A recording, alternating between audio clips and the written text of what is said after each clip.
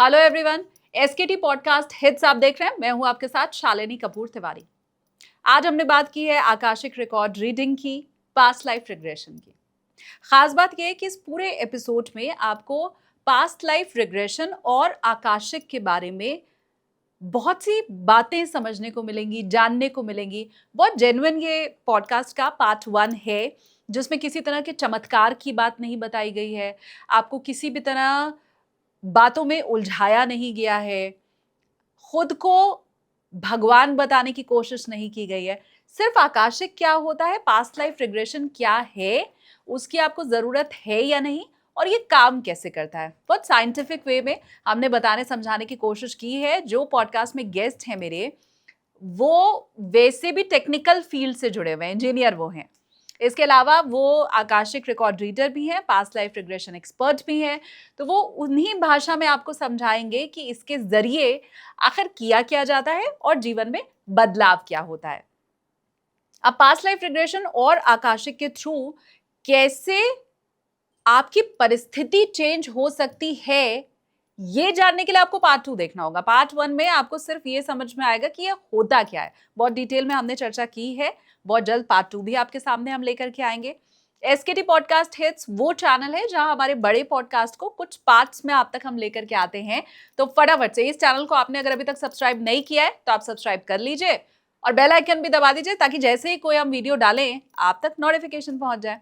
और चलिए अब एंजॉय कीजिए प्रतीक बजाज के साथ आज के पॉडकास्ट। आप दोनों विधाओं को जानते हैं, ये दोनों क्या है, एक दूसरे से अलग कैसे है, और मुझे कैसे पता चलेगा कि मुझे किसकी जरूरत है। प्रारब्ध का मतलब होता है आपके संचित कर्मों में से जो कर्म आपको इस जन्म में निभाने के लिए, भोगने के लिए नहीं, निभाने के लिए मिले हैं, वो आपका प्रारब्ध है। हमारा जो जन्म का वक्त, तारीख और जगह होती है, वो हम खुद चूज करते हैं, ताकि वो चार्ट वैसा ही बने जैसा प्रारब्ध है। ऋग्वेद इस बारे में नहीं है कि धर्म क्या है, भगवान कौन है, इस बारे में नहीं। ऋग्वेद इस बारे में है कि दुनिया की रचना कैसे हुई, आप एज एन सोल कौन हो, यहाँ कैसे आए थे, रीइंकार्नेशन क्या होता है, कर्म क्या है, और ये 5 एलिमेंट्स जिनसे हम बने हैं वो क्या है। जो मेरे साथ हो रहा है वो क्यों हो रहा है, सो दैट उसकी एक्सेप्टेंस थोड़ी ज्यादा हो जाए, मेरा मन शांत हो जाए, मुझे मालूम चल जाए कि ठीक है ये मेरे ही किए हुए कर्म थे जिसका ये फल है। तो भी इससे मुझे बहुत ज्यादा लाभ कहाँ मिला। वो पहले डायग्नोज करता है कि आप कहाँ से आए, क्यों आए, ये प्रॉब्लम क्यों लेके आए, आपको बताता है। और साथ में ये भी बताता है कि आपका रोड मैप क्या कहता है आपके बारे में। यही काम होता है रिग्रेशन या आकाशिक रिकॉर्ड रीडर का। तेज पत्ते पे लिखने वाले कहते हैं कि उनकी रेमेडी काम करेगी, हरी कलम से लिखने वाले कहते हैं उनकी रेमेडी काम करेगी। अब आप ये बता रहे हो कि आपका आकाशिक या पास्ट लाइफ काम करेगा। तेज पत्ते पे लिखने से अगर पैसे देता होता तो ऋषि मुनि बेवकूफ थोड़ी थे जो इतने बड़े बड़े वेद पुराण और कर्म लिख गए। श्री कृष्ण कर्म लिख गए, तेज पत्ता क्यों नहीं लिख गए? पर श्री कृष्ण ये भी तो नहीं लिख गए कि पास्ट लाइफ के बारे में जानो। तो ऋग्वेद लिख गया, महाभारत से पहले लिखा गया है ऋग्वेद। जब जो मेरे प्रारब्ध में लिखा है या जो पिछले जन्म में मैंने कर्म कर दिए और उसका फल मुझे भोगना, मेरी भाषा में और आपकी भाषा में ऋण चुकाना है, जब वो ऋण मुझे चुकाना ही है, वो मेरा खुद सेलेक्ट किया हुआ है, तो अब मैं पास्ट लाइफ जान के करूं भी क्या जब उससे कुछ परिवर्तन नहीं आना है। ऐसा नहीं है कि हर आदमी को पास्ट लाइफ की जरूरत है, ऐसा नहीं है, लेकिन जिसे जरूरत है। नमस्ते, प्रणाम, जय श्री कृष्ण, राधे राधे। आप देखना शुरू कर चुके हैं चिंतामणि विद एसकेटी। एसकेटी यानी कि मैं शालिनी कपूर तिवारी। पुनरपि जननम पुनरपि मरणम पुनरपि जननी जठरे शयनम। वर्षों से इस भजन को हम गा रहे हैं, इसके अर्थ को हम समझते हैं, लेकिन बहुत सी ऐसी अनकही बातें हैं जिन्हें समझना अब भी जरूरी है। हमारा पुनर्जन्म होता है और बहुत सी चीजें, बहुत से हमारे पिछले जन्म के कर्म ऐसे होते हैं जिन्हें भोगना हमें इस जन्म में पड़ता है। ये हमारे शास्त्र बताते हैं, पुराण बताते हैं, बड़े बड़े साधु महात्मा बताते हैं, लेकिन वो कौन से कर्म थे जिनका फल हम अभी भुगत रहे हैं, ये समझ में नहीं आता है। विज्ञान अब ये कहता है कि इन चीजों को समझना कुछ आसान हो गया है। बहुत से एक्सपर्ट ये कहते हैं कि वो आपको बता सकते हैं कि पिछले जन्म में आपने ऐसा क्या किया था जिसका हर्जाना आपको अभी भुगतना पड़ रहा है। ऐसे एक एक्सपर्ट मेरे साथ आज पॉडकास्ट में मौजूद हैं। खास बात यह है कि वो आकाशिक रिकॉर्ड रीडिंग भी करते हैं, पास्ट लाइफ रिग्रेशन के एक्सपर्ट भी हैं। तो मुझे लगता है इन दोनों ही विधाओं से जुड़े हुए हर सवाल का जवाब उनसे हम ले सकते हैं, समझ सकते हैं और आपकी बहुत सी जिज्ञासाओं की शांति आज के इस पॉडकास्ट में हो सकती है। तो चलिए अब देर नहीं करती हूँ, फटाफट से स्वागत करती हूँ। ये आपको बता दूं कि वो इंजीनियर भी हैं, इसलिए जो भी बातें आपको बताएंगे तर्क सहित बताएंगे और उम्मीद मैं कर रही हूँ कि शायद कुछ फैक्ट्स, कुछ डेटा भी हमारे साथ होगा। पॉडकास्ट में मेरे साथ मौजूद है Akashic record reader, past life regression expert Prateek Bajaj ji. स्वागत है सर। सबसे पहले तो ये कि क्योंकि आप दोनों विधाओं को जानते हैं, तो पहले तो आप मुझे ये समझाइए कि ये दोनों क्या है, एक दूसरे से अलग कैसे है और मुझे कैसे पता चलेगा कि मुझे किसकी ज़रूरत है। ओके, पहले तो जितने भी लोग इसे सुनने वाले हैं, मैं उन सबसे माफ़ी मांगना चाहता हूँ क्योंकि मेरा काम जो है लोगों की तकलीफ़ से जुड़ा हुआ है और उससे मेरे पास पैसे आते हैं। So it's just like I am really sorry for that because that's my occupation. अब आपका सवाल ये है कि ये कैसे पता चलेगा। शालिनी जी, हम बात शुरू करते हैं थोड़ी सी एस्ट्रोलॉजी से, फिर मैं आपको वहाँ पे लेके आऊँगा एग्जैक्टली। जब भी हम में से कोई पैदा होता है ना, उससे पहले हमें ऊपर एक ऑप्शन दिया जाता है कि आप अपने पेरेंट्स को चूज़ करो, अपनी लाइफ को चूज़ करो। किस हिसाब से आप चूज़ करोगे? आपके संचित कर्मों में से निकलेगा प्रारब्ध। मान लो आप एक एस्ट्रोलॉजर के पास गए पूछने के लिए कि हम पूछने जाते हैं ना, मेरी लाइफ में ये प्रॉब्लम है, जॉब से रिलेटेड, रिलेशनशिप से रिलेटेड, मैं स्टक हूँ, या कोई डिसीज़ चल रही है, या कोई और प्रॉब्लम है। तो एस्ट्रोलॉजर हमें ये बता देता है कि ये प्लैनेट यहाँ बैठा है, ये प्लैनेट यहाँ बैठा है, ये प्लैनेट यहाँ बैठा है, इस वजह से तुम्हें ये वाली तकलीफ आ रही है, और या फिर तुम्हारी ये वाली दशा चल रही है। अब अगर आप उससे ये सवाल पूछो कि ये प्लैनेट यहीं क्यों बैठा है, सबकी कुंडली में तो नहीं बैठा है यहाँ पे, तो वो बोल देगा आपका प्रारब्ध है। जब मैं पैदा हुई वो प्लैनेट वहां पे था, इसलिए वहां बैठा है। हाँ, मतलब आपका प्रारब्ध यही है। This is what we call प्रारब्ध। तो प्रारब्ध क्या होता है? प्रारब्ध का मतलब होता है आपके संचित कर्मों में से जो कर्म आपको इस जन्म में निभाने के लिए, भोगने के लिए नहीं, निभाने के लिए मिले हैं, वो आपका प्रारब्ध है। और उसका रिफ्लेक्शन जब हम एक कैलकुलेटिव मेथड में लेते हैं तो वो हमको आपके पत्रिका या हमारे चार्ट में दिखने लग जाता है। ठीक है ना? तो उसको हमारा एक रीडेबल स्टेट में बनाने के लिए हमने उसको एस्ट्रोलॉजी के फॉर्म में हम उसे समझ लेते हैं, प्लैनेटरी पोजीशन। लेकिन राहु का 7th हाउस में बैठना आपकी शादी में शायद तकलीफ दे सकता है। तो क्या राहु उसके लिए जिम्मेदार है? नहीं, हम जिम्मेदार हैं। एग्जैक्टली। कुछ तो पीछे ऐसा हुआ था कि प्लैनेट वहां पर आके पोजीशन हो गया। तो हमारा जो जन्म का वक्त, तारीख और जगह होती है ना, वो हम खुद चूज करते हैं ताकि वो चार्ट वैसा ही बने जैसा प्रारब्ध है। ठीक है ना? अब प्रारब्ध एस्ट्रोलॉजी के लैंग्वेज में या एक बड़े बड़े शब्दों में बोलूं तो प्रारब्ध बड़ा हैवी सा वर्ड लगता है ना, कि कुछ बहुत बड़ी बात कर रहा है। लेकिन उसके पीछे क्या है? उसके पीछे लेसन्स हैं, हमारे किए गए कर्म हैं, ऐसी चीजें हैं जो पीछे अधूरी रह गई, हमारे इमोशंस हैं। ये सब कुछ रिफ्लेक्ट होते हैं आपके चार्ट में उन प्लैनेट्स की पोजीशन के तौर पे। ठीक है? जब भी हम एस्ट्रोलॉजर से पूछते हैं तो हम कभी ये पूछते हैं कि मेरे पास इतनी बड़ी गाड़ी क्यों है, मेरी लाइफ में ये वाला पार्ट अच्छा क्यों चल रहा है, मेरे पास पैसे क्यों हैं, मेरे पेरेंट्स मुझसे प्यार क्यों करते हैं? नहीं पूछते ना। नेवर। सिर्फ ये पूछते हैं कि ये वाली तकलीफें क्यों आ रही हैं। तो जो अच्छा मिला वो गुड कर्मास अपना रोल प्ले करने आए। लेकिन जब कुछ हर्डल्स आई तो वो उसी प्रारब्ध में से कुछ ऐसा निकला ना जो अधूरा है, जो आपको इस जन्म में क्लियर करना है, जो इमोशंस आपको स्टेबलाइज करने हैं, जो उन चीज़ों को बैलेंस करना है, वो वाला पार्ट भी तो वहीं से निकल के आया। ठीक है ना? अब हम एस्ट्रोलॉजी क्या बताती है? एस्ट्रोलॉजी ये बताती है, वो एक टेंटेटिव टाइमलाइन बता देगी आपको चीज़ों। ठीक है ना? ये यहाँ बैठा है और ये वाली दशा इस समय से इस समय तक चलेगी, लेकिन वो ये नहीं बता सकती कि क्यों, मेरे साथ ही क्यों। अब एक केस स्टडी के तौर पे आपको बताता हूँ, दो ट्विंस जो एक ही टाइम पे पैदा हुए, 30 सेकेंड्स के डिफरेंस पे, कुंडली में कोई खास फर्क नहीं है, क्या दोनों की लाइफ सेम होगी? नहीं। पैदा तो एक ही दिन एक ही टाइम पे हुए, क्या एक ही टाइम पे मरेंगे? नहीं।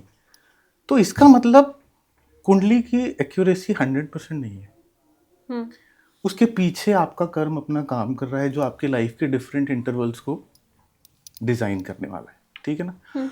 जब हम रिग्रेशन की बात करते हैं या हम आकाशिक रिकॉर्ड्स की बात करते हैं, तो हम ये फिगर आउट नहीं करते कि प्लैनेट यहाँ क्यों है, हम ये फिगर आउट करते हैं कि उसके पीछे का कर्म क्या है, आपके लेसन्स क्या हैं पीछे जो अभी अधूरे रह गए।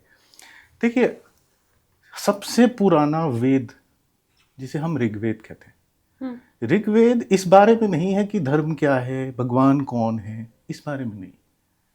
ऋग्वेद इस बारे में है कि दुनिया की रचना कैसे हुई, आप एज एन सोल कौन हो, यहाँ कैसे आए थे, रीइंकारनेशन क्या होता है, कर्म क्या है, और ये 5 एलिमेंट्स जिनसे हम बने हैं वो क्या है, ठीक है?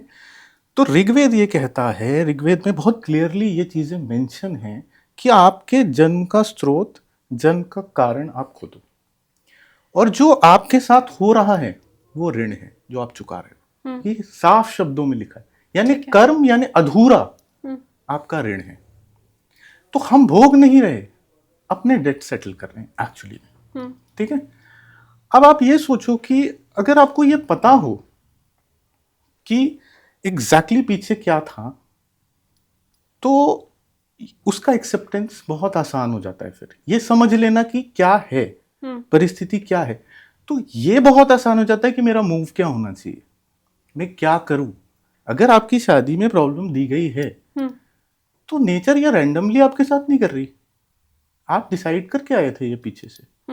आपने अपने पेरेंट्स चूज किए, अपनी लाइफ चूज की, फाइनेंस चूज किया। ये इस वजह से नहीं कि आपको कम पैसे मिलने चाहिए या ज़्यादा पैसे मिलने चाहिए या शादी अच्छी जानी चाहिए या नहीं जानी, ये इस बारे में नहीं। आपका किस एरिया में ऋण है, कौन से एरिया का ऋण आपको चुकाना है, यहाँ पे इकट्ठी की गई चीज़ें तो यहीं छूट जाएंगी सारी। साथ में क्या जाएगा, कितना ऋण चुक गया, कौन सी चीज़ें आपने सेटल कर ली, क्या बचा, वही आप लेके जाओगे। तो उसके हिसाब से लाइफ प्लान हुई है, उसके हिसाब से स्ट्रक्चर डिसाइड और डिजाइन हुए। ये बताता है आकाशिक या रिग्रेशन कि आपके साथ जो आज परिस्थिति है वो क्यों है।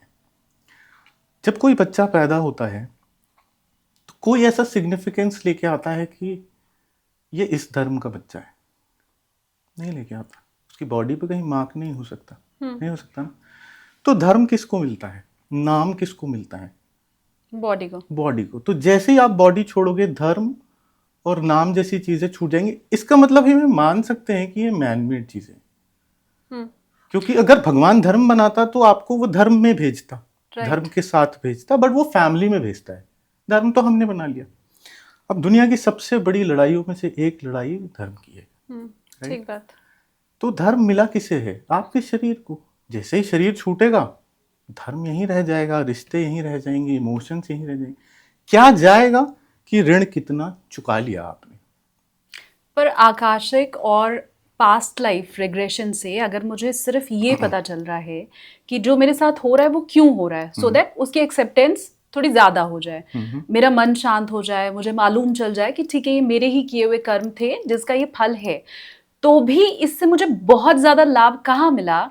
ये मैं इस संदर्भ में कह रही हूँ कि मैं किसी डॉक्टर के पास जाऊँ हार्ट डिजीज लेके, डॉक्टर टेस्ट करके बता दे कि जो तुमने तो बहुत तला मला पकौड़ा खाया था और तुम्हारे पोल्यूशन में तुम रह रहे थे या तुम्हारे जेनेटिक्स ऐसे है इसलिए तुम्हें हार्ट प्रॉब्लम है।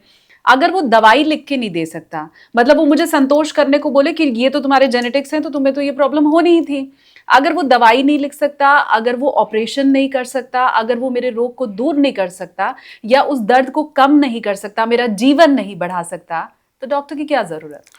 देखिए मैम, इसमें ना एक फर्क है। डॉक्टर आपको दवाई प्रिस्क्राइब कर सकता है, लेकिन क्या दवाई खिला सकता है? ऑब्वियसली नहीं। वो कौन खाएगा? मैं खुद। अब सपोज आप डॉक्टर के पास गए, ठीक है, आपने बोला मेरे को चोट लग गई है, ठीक है, या मेरे को हार्ट प्रॉब्लम है जैसा आपने कहा, क्या वो ये बोल सकता है कि आप मेरे पास आ गई शालिनी जी तो ऐसा करते हैं कल ही ठीक कर देते हैं सारा कुछ? नहीं। उसको ठीक होने में जो टाइम लगेगा वो तो लगेगा ही, जब तक आपके एक्ट्स चेंज नहीं होंगे, आपकी ये एक्सेप्टेंस नहीं आएगी कि मेरे साथ ये प्रॉब्लम है। हाँ। ठीक है ना? वो आपको सजेस्ट करेगा कि देखो ये सारी चीजें अगर आप करते हो तो चीजें इंप्रूव होने थोड़ा वक्त लगेगा, लेकिन चीजें इंप्रूव होना शुरू हो जाएंगी। ठीक है, यही काम होता है रिग्रेशन या आकाशिक रिकॉर्ड रीडर का भी। वो पहले डायग्नोस करता है कि आप कहाँ से आए, क्यों आए, ये प्रॉब्लम क्यों लेके आए, आपको बताता है।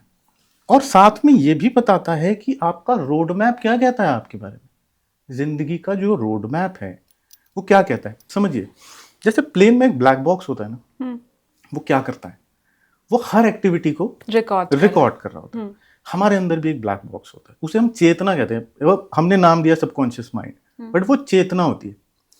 आपने सुना है जब पुराने नानी दादी लोग कहते थे कि जब कोई मर जाता है ना तो वो तारा बन जाता है, सुना है ना? तो तारा is a significance of light blinking, right, in the sky. हम देख सकते हैं वहां पर है, बट छू नहीं सकते, उसे समझ नहीं सकते, बस सिर्फ लाइट फॉर्म में देख सकते। यही चेतना होती है, लाइट के फॉर्म में। हम basically I am living this body, I means this चेतना, मैं इस चेतना इस शरीर में रह रही है, यही कहते हैं। ठीक है, आप किसी संत से किसी योगी से बोलोगे तो बोलेगा ये तो शरीर है, मैं रह रहा हूं इसमें। ठीक है ना? तो ये सबकॉन्शियस क्या करता है, ये आपके सारे इंटेंशन, सारी एक्टिविटी, हर चीज को नोट डाउन करता जा रहा है। इसके पास वो पैकेज है जो आपने आने से पहले डिसाइड किया था, जिसमें लाइफ का रोड मैप है। तो एक रीडर जब आपको टैप इन कराता है ना, तो वो कर्म नहीं ढूंढ रहा, वो रोड मैप ढूंढ रहा है। रोड मैप में ये सारे हर्डल्स, जैसे मैंने आपसे कहा कि अच्छा मिला तो हमने नहीं पूछा, लेकिन जब प्रॉब्लम आई तो ये दोनों चीजें उस रोड मैप में मेंशन है ना, कि ये यहाँ पे मिलेगा और ये यहाँ पे मिलेगा। हाँ। तो जब हम उस रोड मैप को टैप इन करते हैं तो हमें ये पता चलता है कि एग्जैक्टली क्या मूव है जो तुम्हारा ये ऋण पूरा करा देगा। ये इसके बारे में करने वाले आप ही हो। हाँ। डॉक्टर आपको डायग्नोस करके दवाई दे देगा, ये क्या बोलेगा कि अभी ठीक हो जाएगा, तेज पत्ते पे लिख लो तो पैसे आ जाएंगे, हरे पेन से लिखने से नहीं आते।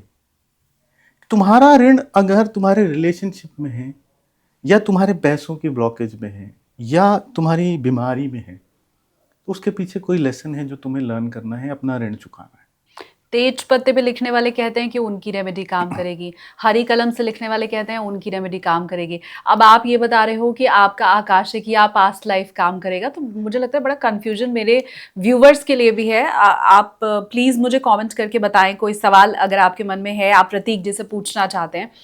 आप मुझे क्या मुझे मेरा हमेशा से मानना है कि हम कहानियों से ज़्यादा चीज़ें समझ पाते हैं। आप कोई मुझे ऐसा उदाहरण जो कोई आपके पास आया हो, आपने आकाशिक किया हो या पास्ट लाइफ रिग्रेशन के थ्रू उसकी प्रॉब्लम सॉल्व भी हुई हो, सिर्फ वो पिछले जन्म में क्या था वो मेरे लिए बस एक कहानी है, उसकी प्रॉब्लम भी दूर हुई हो, फिर वो बेहतर इंसान बन पाया हो या आगे बढ़ पाया हो, वो प्लीज अगर आप बताएं। देखिए शालिनी जी, आपकी बात बिल्कुल सही है कि तेज पत्ते वाले का कहना है कि उसकी रेमेडी काम करती है, और ग्रीन पेन वाले का कहना है कि उसकी रेमेडी काम करती है।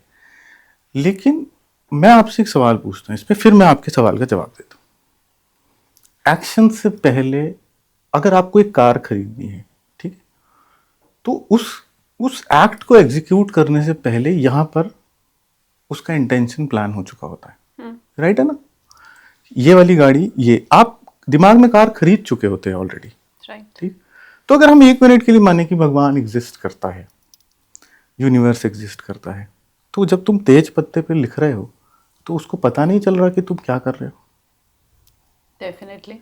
तो वो तेज पत्ते पे लिखने से अगर पैसे देता होता तो ऋषि मुनि बेवकूफ थोड़ी थे जो इतने बड़े बड़े वेद पुराण और कर्म लिख गए। श्री कृष्ण कर्म लिख गए, तेज पत्ता क्यों नहीं लिख गए कि ये करना सबको पैसे मिलेंगे? ऐसा नहीं है।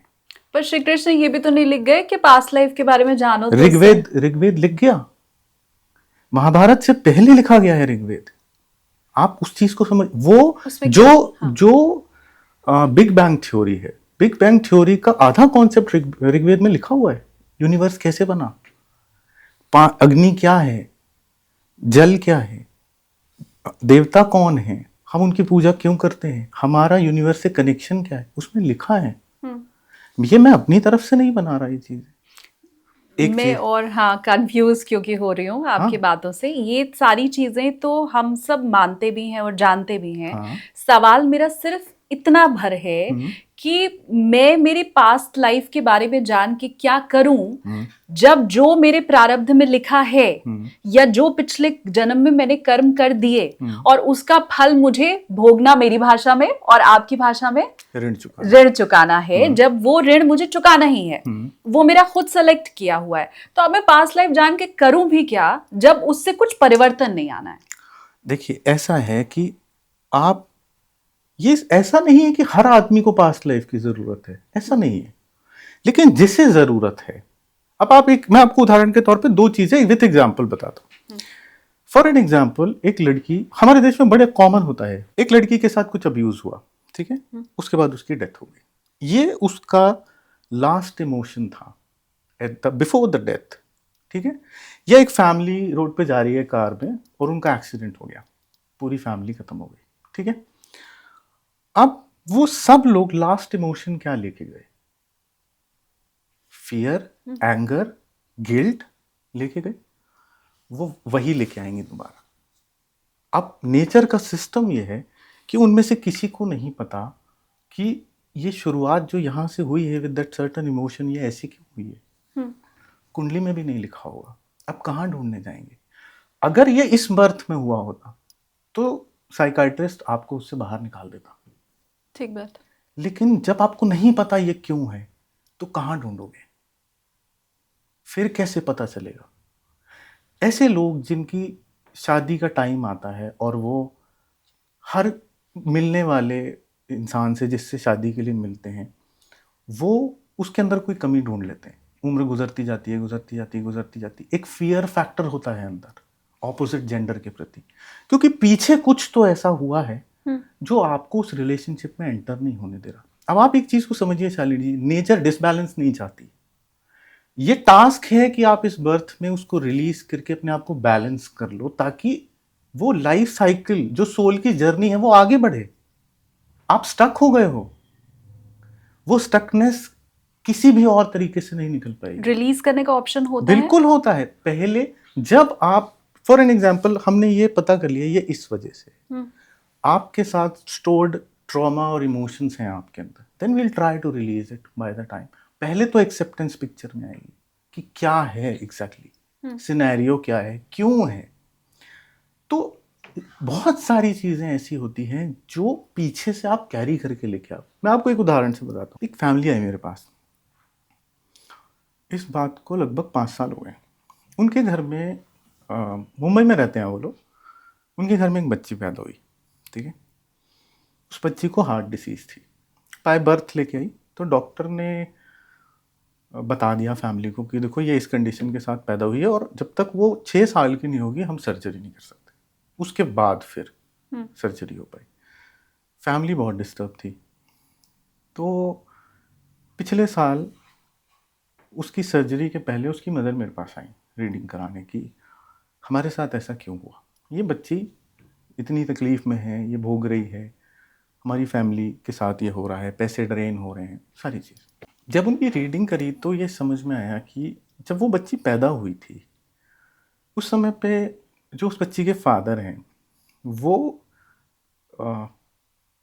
ओवर ऑक्यूपाइड थे अपने बिजनेस में, तो वो फैमिली को सबसे कम टाइम देते थे। मदर इमोशनली ड्रेन्ड थी। उसका एक भाई है, उसका भी डिस्कनेक्शन था पेरेंट्स के साथ बिकॉज ऑफ देयर सिचुएशन, ठीक है। अब जब बच्ची पैदा हुई तो वो एक हार्ट डिसीज लेके आई और डॉक्टर ने कहा कि इसके सामने ऊंची आवाज में बात करना, झगड़ा करना, चिल्लाना नहीं कर सकते आप, क्योंकि उसके हार्ट पे इफेक्ट करेगा। आपको एक बहुत हेल्दी एनवायरनमेंट उसको देना पड़ेगा जब तक उसकी सर्जरी हो नहीं जाती, ठीक है। फादर को टाइम स्पेयर करना शुरू करना पड़ा, मदर को अपने इमोशनल ड्रेनेज से बाहर आना पड़ा, भाई को एक्स्ट्रा टाइम डिवोट करना पड़ा। 5 साल के बाद अब वो बच्ची की सर्जरी हो चुकी है, वो ठीक है। मदर यही पूछने आई थी कि वो ठीक रहेगी नहीं रहेगी, क्या होगा, ऐसी सिचुएशन क्यों। बच्ची इसलिए फैमिली में एंटर हुई थी क्योंकि वो फैमिली को रीयूनाइट, आपस में जोड़ने वाली थी। ये उसका कर्म था, नेचर ने उस डिसबैलेंस को क्लियर किया था। सर्जरी तो एट द एंड हो गई। हाँ। अब आज की फैमिली में और आज से 5 साल की पहले की फैमिली में बहुत फर्क है। तो हर बार हम तकलीफ इसलिए नहीं लाते कि हम भोग रहे हैं। बिना डंडे के कोई कुछ नहीं सीखता। तो कई बार चीजों को ठीक करने के लिए नेचर को हार्ड स्टेप भी लेने पड़ते हैं और हम उसको तकलीफ के एंगल से देख रहे होते हैं। आज जब उस फैमिली से जब हम बात करते हैं तो उन्हें लगता है, वो ये जरूर कहते हैं जो हुआ ये सबसे अच्छे बेहतर के लिए है, हुआ। हाँ। सबसे बेहतर है। तो आज जो हो रहा है ना, ये एक्सेप्टेंस, और क्यों हो रहा है, अगर आप ये समझ पाओ तो आपका नेक्स्ट मूव क्या होगा, वो समस्या को हल करने की तरफ ही होगा।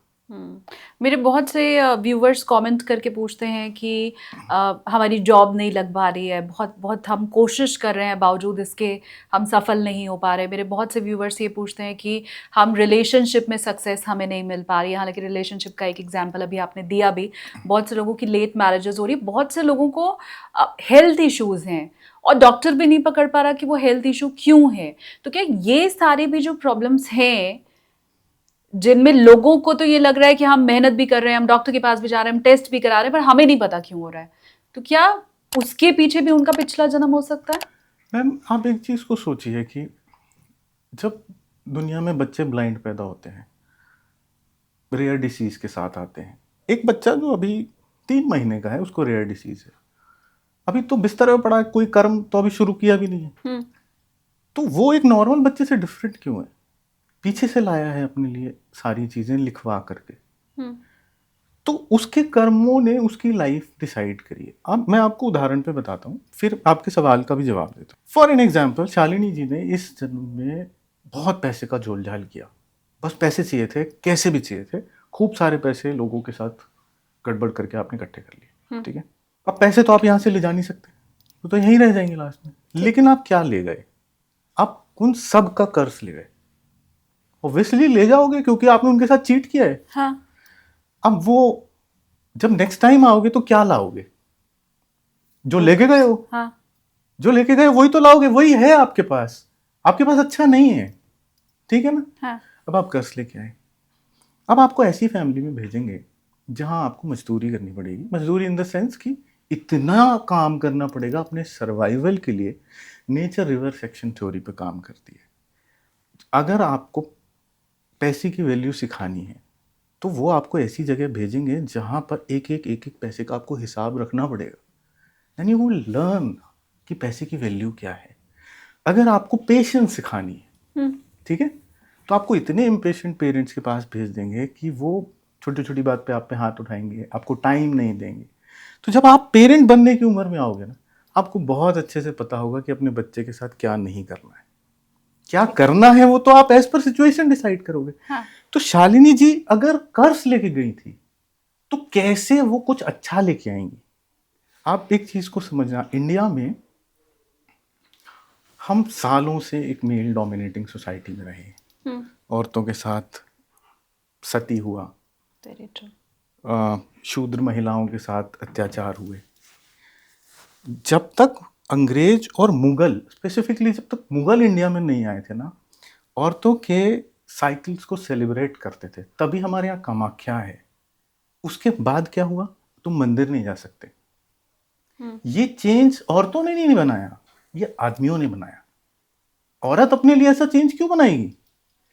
तो जो जैसे निर्भया वाला केस हुआ, ये केस लाइमलाइट में आया इस वजह से सबको पता है, लेकिन ऐसे हजारों केसेस होते हैं रोज। राइट। दूसरी चीज कि सबसे इंपॉर्टेंट चीज, जो औरतों के साथ करते आए हैं ना लोग सालों से आज तक, और अभी भी हो रहा है, आप कैसे मान सकते हो कि वो रिलेशनशिप की उन चीजों को नहीं भुगतेंगे?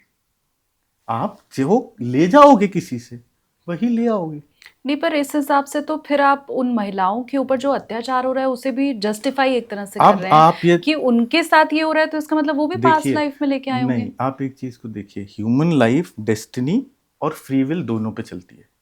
क्या कुंडली में सब कुछ डेस्टिन्ड है? नहीं, प्लैनेट सिचुएशंस बना के दे देते हैं आपको, and you have a free will to react on it. उसमें वो आपके रिएक्शन को कंट्रोल नहीं करते, आपके लिए सिचुएशंस प्रोड्यूस करते हैं।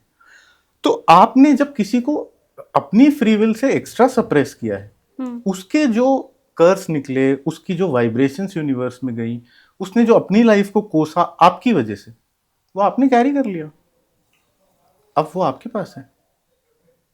प्रकृति ने टाइम के साथ ये चेंजेस उस लेडीज के साथ कर दिए कि उनको वो प्रिविलेज मिल गई है कि वो खड़े होकर बात कर सकती है। लेकिन वो प्रिविलेज जो पहले थी, खराब तो आदमियों ने की थी, ऑलमोस्ट सारी आदमियों ने ही खराब की थी, रीजन चाहे जो भी रहे। अगर हम शूद्रों का इतिहास देखें तो उनकी औरतों को कपड़े के पहनने की परमिशन नहीं थी पब्लिक प्लेस पे, और ये औरतों ने नहीं डिसाइड किया, ये आदमियों ने किया था। तो अब मैं आपको इसका केस बताता हूँ। मेरे पास एक महिला आई थी, कुछ वक्त पुरानी बात है, रिच फैमिली से हैं, वेल ऑफ, पैसे बहुत हैं, हस्बैंड के एक से ज़्यादा अफेयर हैं, बच्चे पूछते नहीं हैं, उनको ज़िंदगी में सिर्फ एक चीज़ चाहिए, रिस्पेक्ट।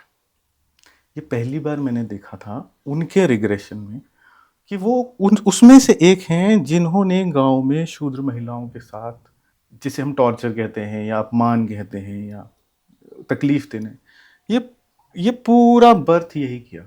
अब इस बार ना कोई नहीं है उनके पास, वो सिर्फ रिस्पेक्ट चाहती हैं, बेसिक रिस्पेक्ट अपने ही घर पे, जो नहीं मिल रही। कैसे मिलेगी? मैम ऐसा होता है कि you are the creator of your life, I am not the one. भगवान माफ कर देगा, कर्म नहीं करेगा, कर्म आपका। तो अगर आपने कुछ ऐसा किया है जिसने ये डिसबैलेंस या तकलीफ आपकी लाइफ में प्रोड्यूस की है, देन उसको बैलेंस करने के लिए बहुत सारी चीज़ें हैं जो आपको करनी पड़ेगी। अगर आप 1 किलो कर्ज लेके गए थे तो 5 किलो ब्लेसिंग्स ढूंढनी पड़ेगी आपको। ये क्या फिर एक साइकिल नहीं चलती चली जा रही है कि वो जो महिला जिन्हें अपने हस्बैंड से रिस्पेक्ट नहीं मिल रही है, जिन्हें अपने घर में प्यार नहीं मिल रहा है, उन्होंने पास्ट लाइफ में ऐसा किया था, तो अब वो उन्हें इस समय चुकाना पड़ रहा है। अब क्योंकि उनके हस्बैंड उनके साथ ये कर रहे हैं, क्योंकि उनके साथ ये होना ही था, तो अब उनके हस्बैंड ये चीज कर रहे हैं, तो फिर अब नेक्स्ट लाइफ में उनके हस्बैंड के साथ कुछ ना कुछ होगा और वो उसको किसी रूप में चुकाएंगे। तो ये तो फिर एक साइकिल बनती चली जा रही है। कर्म ना 2 हिस्सों में बटा हुआ है। पहला हिस्सा, the people will enter in your life for 1 day, 1 hour, 6 महीने, 1 साल, पूरी जिंदगी, डिपेंडिंग कि आप, नेचर अलाइन करती है, ऑटोमेटेड प्रोसेस है। आपका मेरा मिलना लाइफ में पहली बार, ये अलाइंड बाय नेचर, किसके साथ आपका कितना क्या लिखा है। हमारा जो कंपेनियन होता है ना, उसके साथ हम ऑलमोस्ट लाइफ का 3/4 हिस्सा गुजारते हैं, 1/4 अपने पेरेंट्स के साथ गुजारते हैं। हम ये मान के चलेंगे 20-21 की लाइफ में हमें हमारी लाइफ का हैंड ओवर मिल जाता है कि अब तुम्हारा शुरू हो गया, अब तुम्हें अपने आप देखना है, पेरेंट्स का वो प्रोटेक्टिव एनवायरनमेंट खत्म हो गया। तो वो जो इंसान अलाइन होगा ना, वो वही होगा जो आपके कर्म सेटल कराने में सबसे ज़्यादा मदद करने वाला है। वो जो कर रहा है, एक कैरेक्टर या एक रोल प्ले कर रहा है आपकी लाइफ में। फॉर एन एग्जाम्पल, आपका एक सेट ऑफ नेचर है, ठीक है। जैसे आप अपने हस्बैंड के साथ हो, क्या वैसे ही अपने फादर के साथ हो? जैसे अपने फादर के साथ हो, क्या वैसे ही अपनी मदर के साथ हो? जैसे अपनी मदर के साथ हो, क्या वैसे ही आप अपने बच्चों के साथ हो? जैसे अपने बच्चों के साथ हो, क्या वैसे ही अपने फ्रेंड्स के साथ हो? पर एक शालिनी जी अलग अलग लोगों के साथ अलग अलग कैसे हो सकती है? नेचर तो सेम है, क्योंकि आप हर किसी की जिंदगी में एक अलग रोल प्ले कर रहे हो, अलाइंड बाय नेचर। तो वो आदमी सही कर रहा है या गलत कर रहा है, आज की डेट में हम अगर मेन कैरेक्टर इस लेडी को मान लेते हैं, तो वो इनके कर्म सेटल कराने में इनकी हेल्प कर रहा है। अब आप खुद आगे आ जाओ अपनी चीजें सेटल करने के लिए, तो चीजें एक टाइम के बाद बैलेंस होनी शुरू हो